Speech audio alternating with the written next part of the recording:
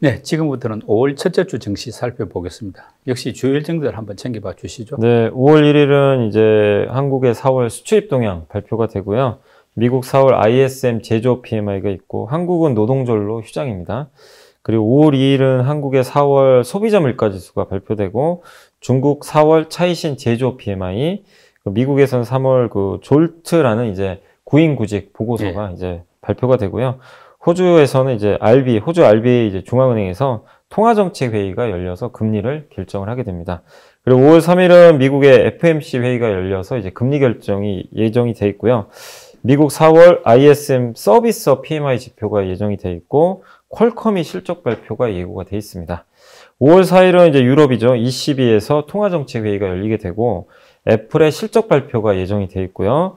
5월 5일은 이제 미국의 4월 고용 보고서가 발표되고 EU 3월 소매 판매, OECD 경기 선행 지수가 각각 발표가 예정이 돼 있고요. 한국은 이제 어린이날로 휴장이 예정이 돼 있습니다. 이번 주는 휴장 이틀이니까 네. 사흘밖에 뭐 실제로는 네, 되지 않네요.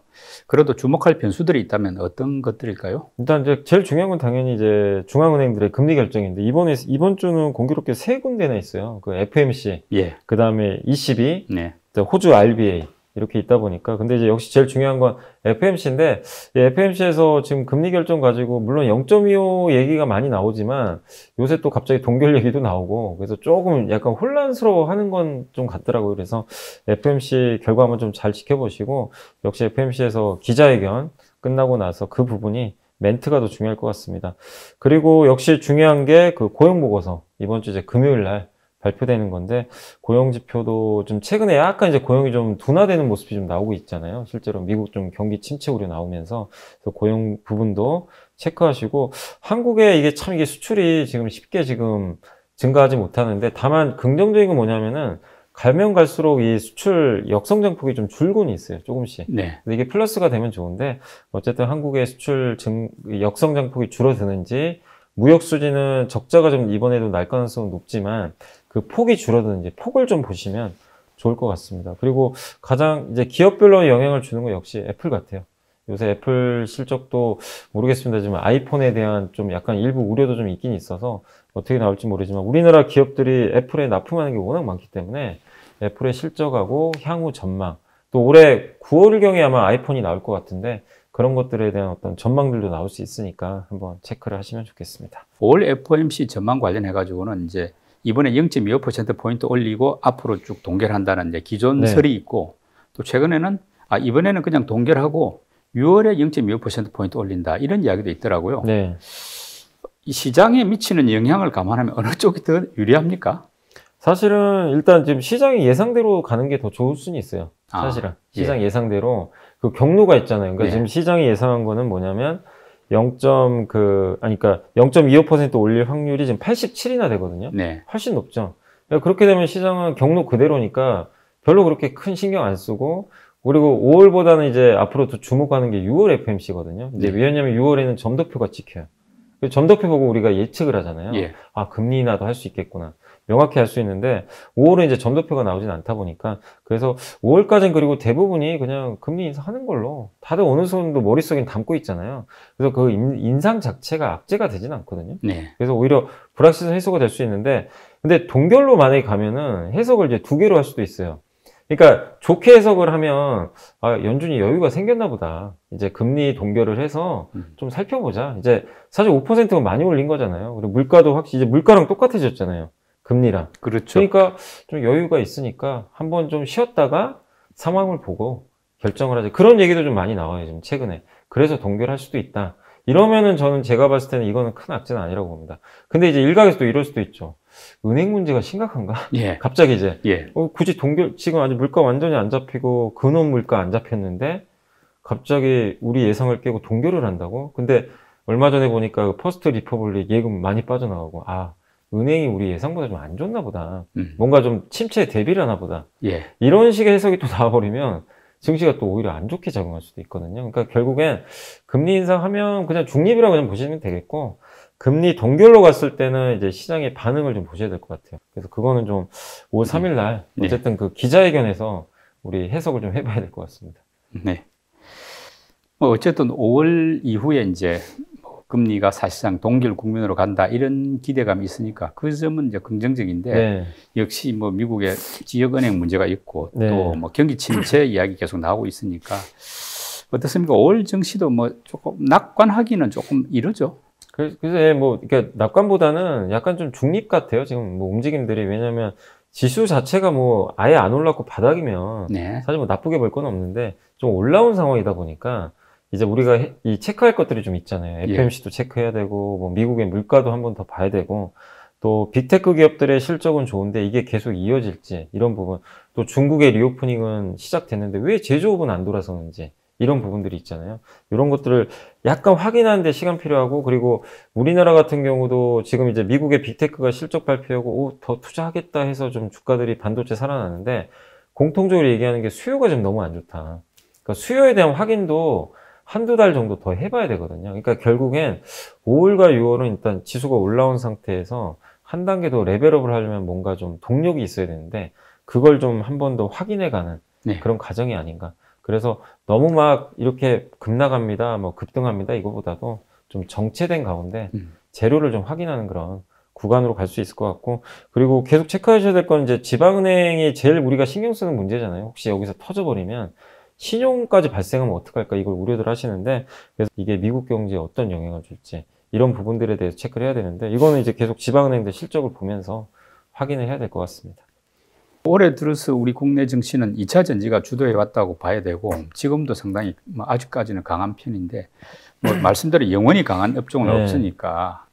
그래서 만약에 2차 전지가 이제 그 계속 올라오다가 조금 속도가 좀 주춤해진다, 이럴 경우에 받쳐줄 만한 업종이 있어야 되는데, 그런 게 지금 좀 보입니까? 일단은 지금 약간 거래소에서는요, 그러니까 코스피 쪽에서는 반도체가 좀 보여요. 왜냐하면 굉장히 안 좋은 실적 냈는데 주가가 좀 꾸준히 좀 오르고 있습니다. 급등은 아닌데 삼성전자 하이닉스 주가 요즘에 괜찮거든요. 점진적으로 이렇게 살아나니까.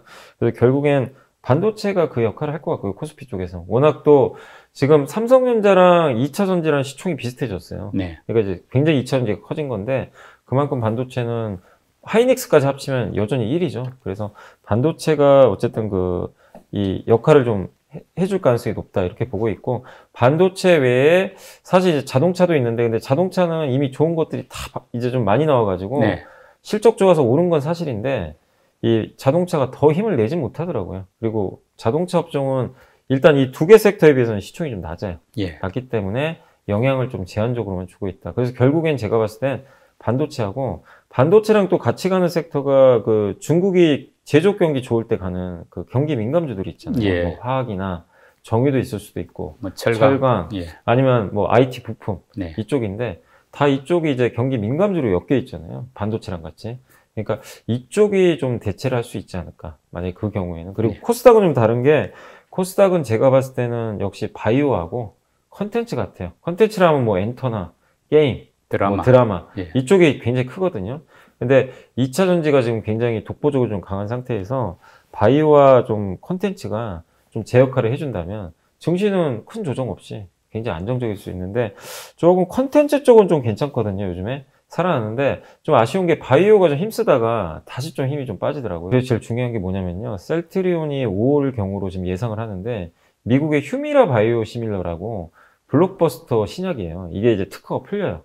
그래서 그거 지금 바이오시밀러 만들어 놓고 임상 지금 이제 끝나고 FDA 승인만 남았는데, 아직 안 나왔어요, 승인이. 그래서 8월에 출시 예정인데 지금 5월에 나와야 되거든요. 만약에 승인을 받으면 바이오 또 한번 훈풍이 불겠죠. 그래서 5월에는 그 셀트리온의 좀 주가 움직임도 좀 잘 체크를 하시면 좋겠습니다. 지금 삼성전자하고 SK하이닉스 실적 1분기 실적은 뭐 예상대로 부진했는데, 근데 실적 발표 이후의 반응은 뭐 그리 나쁘지 않았지 않습니까? 주로 어떤 점을 지금 시장은 보고 있는 겁니까? 그러니까 이제 지금 실적 안 좋은 건 다 알려져 있었고, 뭐 수요 굉장히 안 좋고 재고가 늘곤 있는데, 다 뭐라고 했냐면 2분기부터 재고 감소할 것 같다. 재고 감소. 왜냐하면 이제 공급을 줄이니까.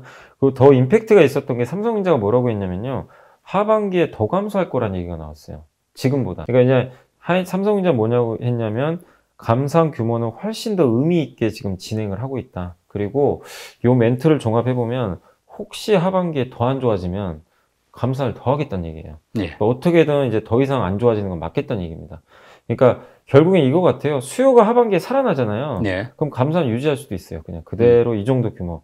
근데 안 좋아지면 더 감산해가지고 어쨌든 공통된 의견은 무조건 재고 줄이겠다는 겁니다. 지금보다. 예. 그래서 이게 이제 시장에서 공통적으로 나오다 보니까 그럼 이제 나빠질 게 뭐 있냐. 수요 안 좋으면 감산 더 할 거고 수요 좋으면 출하 늘어나서 재고 줄 거고 어차피 이제 좋아지는 쪽으로 이렇게 공통 분모가 형성되다 보니까 이 시장에서는 삼성전자 하이닉스에 대해서 일단 이제 의견 자체는 좀 대부분 긍정적인 뷰로 좀 바뀌어가고 있다. 거기에 마이크로소프트나 이런 이제 대표적인 빅테크도 클라우드나 이런 쪽 투자 계속하겠다. 이게 나왔기 때문에 일단 지금은 하반기에 대한 기대감이 좀 반영되면서 회복이 되고 있다라고 보시면 좋을 것 같습니다.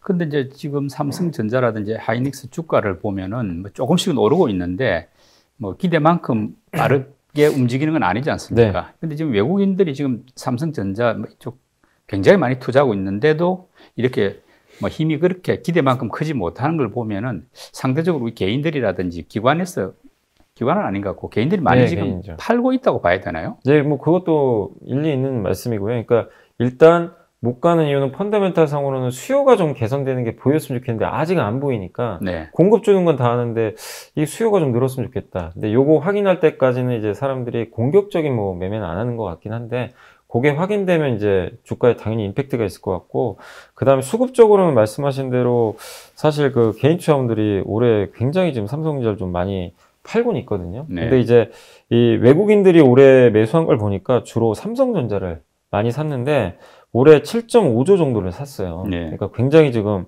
많이 사고 있는데 그 반대편에 또 그 개인 투자분들이 그러니까 한쪽은 공격적으로 사지만 또 요새 개인 힘도 엄청 세잖아요. 팔아버리니까 네. 외국인이 아무리 사도 주가가 탄력을 받기는 좀 어려운 그런 상황이고 그리고 또 한 가지가 약간 이거 그냥 저의 생각인데요. 그 얼마 전에 워런 버핏이 그 왜 TSMC 팔았냐라고 이제 답변했잖아요. 지정학적 리스크 때문에 좀 팔았다. 네. 그래 했는데 그러면 대체제는 사실 삼성전자밖에 없거든요. 예. 그러니까 외국인들 생각에도 TSMC가 좀 약간 이제 그런 생각들을 할 수 있다고 저는 보고 있어요. 그러면 파운드리 수율도 좀 올라온다고 지금 얘기가 나오더라고요. 삼성이. 예. 삼성이. 그러면 외국인들 입장에서는 메모리만 보는 게 아니라 약간 어느 정도 파운드리도 대비해서 좀 채워놓자는 그런 의미도 있기 때문에 그래서 좀 점진적인 좀 상향 나오지 않을까라고 보고 있습니다.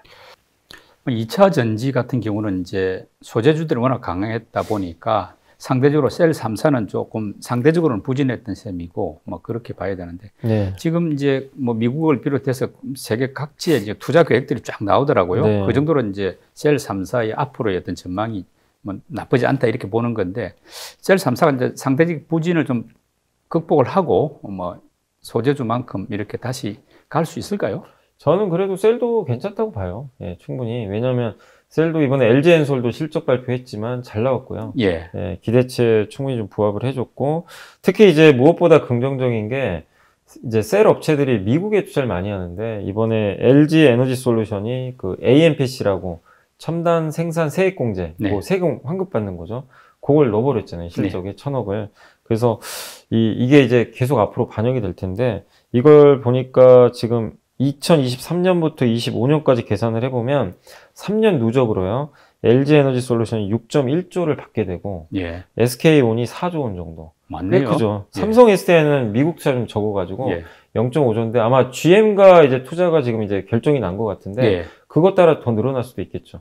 그렇게 본다면 셀 업체들은 이제 확실하게 수익성을 보존할 게 하나 생겨버렸잖아요. 이제 캐시카우가 확실히 네, 생겨버렸죠. 예. 그리고 북미에서는 아직은 마땅한 경쟁자가 없고 그래서 셀도 저는 충분히 관심이 좀 부각되지 않을까라고 좀 보고 있고 그 중에서도 역시 삼성 SDI가 사실은 미국 투자만 보면 삼성 SDI가 제일 모멘텀이 없거든요. 네. 워낙 너무 소극적으로 하니까. 근데 지금 뒤늦게 지금 이제 북미에서 GM하고도 스텔란티스도 있고 하니까 그래서 이렇게 되면 이제 가장 이제 미국에서 뒤처졌던 삼성까지도 가니까 북미에서 3사가 점유율이 늘어나겠죠. 그 가치가 저는 또 어느 시점에서 충분히 발현된다고 봅니다. 그래서 셀 업체들도 주가 회복은 저는 좀 가능할 수 있다라고 좀 보고 있습니다. 그리고 방산, 우주항공, 원전주 같은 경우는 이제 한미 정상회담 수혜주로 약간 주목을 받았는데 막상 회담 이후에는 또 회담 전하고 또 약간 주가 차이가 있는 것 같더라고요. 네. 앞으로 어떨까요? 이게 이제 방산주가 좀 이제 부각이 됐던 게 뭔가 좀 수주도 나오지 않을까 약간 네. 기대가 있었고, 사실 한미 정상회담 하기 하루 전인가 이틀 전에 한국 항공우주의 경공급기 있죠. FA50. 예. 이거 뭐 수출한다 뭐 이런 얘기도 좀 있었어요. 근데 있었지만 뭐 뉴스가 나온 건 없습니다. 네. 그러니까 뭔가를 원했던 게 지금 이제 뉴스들이 안 나오다 보니까 실망 매물이 좀 일부 좀 나왔던 것 같고, 또 우주항공도 좀 그랬던 것 같고, 원전도 좀 비슷한 것 같아요. 웨스팅하우스와의 뭐 소송도 있었지만, 그걸 일단 이제 약간 이제 풀어줄 가능성은 높았는데, 결국에 원전 얘기도 사실 일부 기업들이 뭐 한국과 미국이 소형 모듈 원자로 예. 이 분야에서 협력을 한다. 뭐 그래서 SK한수원과 테라파워, 현대건설, 홀텍, 두산에너빌리티랑 한국수출은행이 뉴스케일 네. 계약을 실제 맺었거든요. 근데 이게 좋은 뉴스는 맞는데 왜 주가에 임팩트가 없었냐면, 이미 SMR 하는 거 이미 작년부터 우리가 알고 있었잖아요. 알고 있었던 데다가 이게 SMR 같은 경우는 상용화 시기가 2027년, 8년, 9년 정도로 봐요.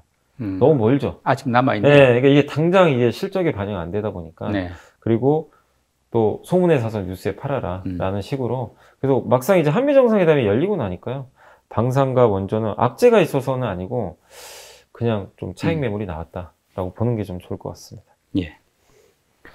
이제 5월인데요. 5월 증시에서 좀 주목해 볼 만한 뭐 분야, 업종이 있다면 어떤 쪽으로 보십니까? 그러니까 요번에 제가 확실히 느낀 게 실적 좋은 기업은 다 미국향이에요. 자동차도 그랬죠. 예. 아까 제가 일부 시간에도 굴삭기 업체들 예. 다 미국 때문이고, 뭐 전력 설비, 태양광, 요 기업들 대부분 실적을 한번 이렇게 열어보시면 다 미국 쪽에 비중이 높은 그런 기업들이 좀 많습니다. 그래서 혹시 이제 미국과 관련된 기업들인데 주가가 못 오른 좀 기업들이 있다면 한번 좀 관심 가져보시고, 그래서 대표적으로 좀 보고 있는 게, 주가가 그래도 미국향인데 많이 못 오른 게 굴삭기 부품주 있죠. 굴삭기 만드는 회사보다 부품주들이 상대적으로 좀 못 올랐거든요. 그쪽도 있고, 자동차 부품도 그래서 좀 좋게 보는 게, 왜냐하면 미국에 지금 조제 공장 지어야 되잖아요. 이게 투자 관점이죠. 부품주는 어쨌든 생산이 중요한 거니까 조제 공장 앞으로 완공될 거고, 거기에 밸류체인이 또 깔리겠죠. 그래서 자동차 부품주가 좀 괜찮지 않을까 이렇게 보고 있고, 또 풍력 관련주도 역시 IRA 수혜를 받겠죠. 투자를 하게 되면. 그래서 이런 쪽이 다 미국향 쪽이니까 관심 가지시고, 또 한편에선 이쪽도 보시면 소비는 확실히 중국이 강해요. 왜냐면 중국 지금 본격적으로 리오프닝 하는데, 저희도 말씀드렸지만 중국이 아직 제조업 쪽은 약하지만 서비스 소비 많이 하잖아요. 대표적인 화장품, 의류, 이쪽은 진짜 데이터 좋거든요. 근데 물론 여기에 관련된 기업이 많진 않지만 그쪽 데이터가 좋아진다는 건 한국이 진출한 기업들이 있죠. 정치적 이슈 빼고 한국의 화장품 OEM 회사들 있잖아요. 중국에서 중국 화장품 회사들 거 만들어줍니다, 실제. 그러니까 이거는 뭐 국적과 상관이 없는 거죠. 그거랑 중국에 이미 진출한 의류 회사들, 우리나라 브랜드 의류 회사들도 이미 진출해 있으니까 괜찮고, 또 한 가지 크게 영향 안 받는 중국 소비 업종 중에, 소비라고 하긴 그런데 덴탈 업종 있죠. 이 임플란트라든가 덴탈. 왜냐면 중국인들도 이제 점점 고령화되면서 임플란트 수요 느는데 너무 비싸거든요. 저 스위스 스트라우만권. 좋은데 비싸고, 근데 우리나라는 성능 좋은데 가성비가 좋아요. 근데 중국 회사는 조금 질이 떨어지고, 그래서 한국 걸 많이 선택한다고 하더라고요. 그리고 마지막으로 꼭 5월은 아닌데 5월이나 6월 정도에 좀 투자를 해 놓으시면 하반기에 좋아질 걸로 보는 게, 중국 제조업 경기는 돌 거라고 보거든요. 결국 하반기에. 그러면 뭐 아까 일부 시간에 잠깐 말씀드렸지만 IT 기기나 반도체, 스마트폰 부품, 뭐 MLCC 이런 쪽 있잖아요. 중국 IT가 살아날 때 이런 쪽도 좀 미리 한번 대비해 보는 게 좋지 않나라고 말씀을 드리고 싶습니다. 초보 투자자들을 위한 팁 제공 순서로 연불리의 보고서 듣는 차례가 됐는데 어떤 내용입니까? 오늘은 이제 안 그래도 화장품 한번 오랜만에 가져왔고, 이건 나온 지가 뭐 지난주에 나온 건 아니고 한 2주 정도 전에 나온 건데, 제가 읽고 좀 괜찮아서 다시 한번 좀 소개를 해드리겠습니다. 저희 당사 이베스트의 오지우 연구원님이 쓰신 자료고, K뷰티 살길 찾기다. 그래서 이걸 공부해 보시면 좋은 게, 꼭 화장품을 투자하셔라 이것도 뭐 중요하겠지만, 이게 화장품 시장 자체가 바뀌어버렸어요. 그 구조를 좀 한번 말씀드리면, 한국은 인디 브랜드 전성시대로 바뀌었다고 합니다. 글로벌 8위 화장품 시장이거든요, 우리나라가. 근데 요새 아마 예전에 우리 화장품은 다 방문 판매 기억나세요? 방판이라고. 대부분 그랬잖아요. 그 다음에 백화점, 그리고 로드샵, 그 단일숍이라 그러죠. 뭐 이니스프리, 네. 뭐 스킨푸드. 네. 그래서 거기 가서 그냥 그 상품만 사오는 거죠. 근데 지금은 뭘로 바뀌었죠? 올리브영. 올리브영 가서 다들 많이 사십니다. 네. 올리브영 특징은 뭐죠? 중저가 브랜드를 싸게 파는데 브랜드가 정말 많아요. 그렇죠. 내가 선택하는 거죠. 한 브랜드가 아니니까. 그래서 이게 MZ 세대들의 지금 이 약간 소비 문화랑 맞아 떨어지면서 올리브영을 갔는데, 그래서 여기서 주목받는 게 인디 브랜드래요. 아모레나 LG생활건강이 만든 게 아니라 우리가 잘 못 보던 브랜드들이 지금 굉장히 히트를 치고 있어요. 그래서 이 인디 브랜드 ODM을 해주는 그 업체들이 있거든요. 그러니까 화장품 ODM이 굉장히 지금 실적들이 좀 잘 나오고 있습니다. 왜냐하면 인플루언서들이 자기가 화장품 사업하고 싶은데 본인이 만들 수는 없잖아요. 그러니까 이제 ODM에 주문을 넣어요. 브랜드까지 다 해서. 요새 브랜드까지 다 해준대요. 그러니까 그 정도로 좀 발달하고 있어서 한국은 그렇게 좀 바뀌어간다 라고 보시면 좋겠고, 두 번째, 일본이 요즘에 좀 화장품 색조 시장이 좀 커지고 있대요. 일본은 시세이도가 제일 유명하잖아요. 사실. 예. 근데 기초 쪽이에요, 대부분. 근데 색조는 일본 회사들이 잘 안 한다고 합니다. 그 틈을 한국이 또 파고 들어가지고 한국의 색조 회사들이 지금 일본에서 잘하고 있고, 일본의 그 로손이라는 데서는 편의점이잖아요. 거기에 로맨이라는 그 화장품이 하나 있거든요. 거기랑 같이 런칭을 해가지고 화장품을요, 우리나라 건데 로손이란 그 편의점에서 팔아요. 화장품을. 예. 그러니까 좀 편의점에서 화장품 판다는 게 좀 약간 좀 생소하실 수 있는데, 일본에선 네. 그런 지금 약간 프로모션도 하고 있을 정도로 한국의 색조 화장품이 상당히 잘 팔리고 있다. 그것도 주목하시면 좋겠고, 그다음 세 번째가 미국은 기회의 땅인데, 물론 이제 우리나라가 아직까지 미국에서는 뭐 중국, 일본만큼 아니라 하더라도 미국 비중이 점점 2020년에 8%였는데 올해 12%까지 미국 비중이 늘어날 걸로 좀 보고 있고, 그러니까 점점 중국이 줄고 약간 미국 쪽이 좀 늘어난다. 네. 근데 그게 좀 인기가 있었던 게 이제 K-뷰티라고, K-팝이나 이런 게 좀 인기를 끌면서 뭐 좋아지고 있다. 그래서 이 부분도 상당히 좋고요. 중국은 제일 중요한 시장인데, 중국은 조금 이게 좀 쉽진 않은 게 중국 회사들이 다 해요. 예. 요즘에 자기네가 다 만들어가지고 하니까 중국에서는 확실히 조금 우리나라가 좀 약간은 그 경쟁력이 예전만큼은 좀 못한 건 좀 사실이고, 다만 그래도 중국은 버릴 수 없는 시장이니까 계속 좀 눈여겨보시고, 마지막으로 아세안 시장 있잖아요. 말레이시아, 필리핀 이쪽에 K-팝 인기가 높아지면서 아세안 시장도 상당히 좀 성장하고 있다. 그래서 과거에 우리나라의 아모레나 LG생활건강이 잘할 때는 중국 비중이 높아지면서 또 좋았는데, 지금은 이제 그쪽보다는요, 확실히 인디 브랜드, 중소형, 또 화장품을 대신 만들어주는 ODM사들의 좀 경쟁력이 높아지고 있으니까 그런 화장품 시장의 좀 변화를 좀 주목하셔서, 그러니까 무조건 그냥 우리가 대응주 해야 되겠다, 이거보다 좀 다변화하시는 게 좀 좋을 것 같고, 그래서 탑픽은 화장품 그 ODM 회사 중에 한국콜마 여기 꼽아주셨고, 관심 종목으로는 물론 대형사도 있습니다. 아모레퍼시픽. 그리고 중소형 회사 중에 ODM 회사가 CNC 인터내셔널이라고 있거든요. 이 기업들을 일단 그 관심 종목으로 좀 꼽아주셨으니까 한번 참고하시면 좋겠습니다. 드릴 말씀이 있습니다. 제 개인 일정으로 해서 당분간 진행을 할 수 없게 됐습니다. 대단히 아쉽게 생각합니다. 그렇지만은 연블리의 비밀노트는 매주 그대로 이어집니다. 계속해서 관심 가져주시고 늘 함께 해주시기를 부탁드리겠습니다. 연블리의 비밀노트 오늘 순서 마칩니다. 임 비서님 수고 많이 하셨습니다. 네, 감사합니다. 감사합니다.